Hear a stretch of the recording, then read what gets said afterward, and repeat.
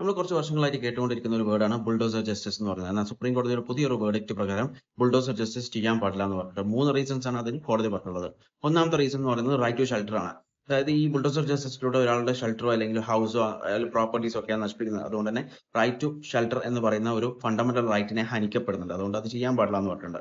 രണ്ടാമത്തെ റീസൺ പറഞ്ഞിട്ടുള്ളത് ഒരു ആൾ കുറ്റവാളിയോ അല്ലയോ എന്ന് തീരുമാനിക്കുന്നത് ജുഡീഷ്യറിയാണ്, അല്ലാതെ എക്സിക്യൂട്ടീവ്സ് അല്ല. അതുകൊണ്ട് തന്നെ ആ പവർ എക്സിക്യൂട്ടീവ്സിന് ഇല്ല. നിങ്ങൾ തന്നെ തീരുമാനിച്ചിട്ട് നിങ്ങൾ അയാൾ പ്രതിയാണ്, അതുകൊണ്ട് അയാളുടെ പ്രോപ്പർട്ടീസ് നശിപ്പിക്കുക എന്ന് പറയുന്നത് അതൊരു തെറ്റായ തീരുമാനമാണെന്നാണ് സുപ്രീം കോടതി പറഞ്ഞത്. കാരണം അതിനുള്ള പവർ ഉള്ളത് ജുഡീഷ്യറിക്ക് മാത്രമാണെന്ന് പറഞ്ഞത്.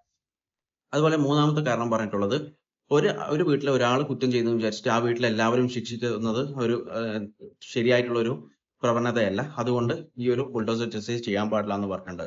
ഓക്കെ, ഇനി ബുൾഡോസർ ജസ്റ്റിസ് ചെയ്യുന്നുണ്ടെങ്കിൽ അതിന് കുറച്ച് ഗൈഡ് ലൈൻസും കോടതി കൊടുത്തിട്ടുണ്ട്. അത് വേറൊരു വീഡിയോയിൽ ഞാൻ പറയുന്നതാണ്. വീഡിയോ ഇഷ്ടപ്പെട്ടാൽ ലൈക്ക് ചെയ്യുക, ഷെയർ ചെയ്യുക. Okay, thank you.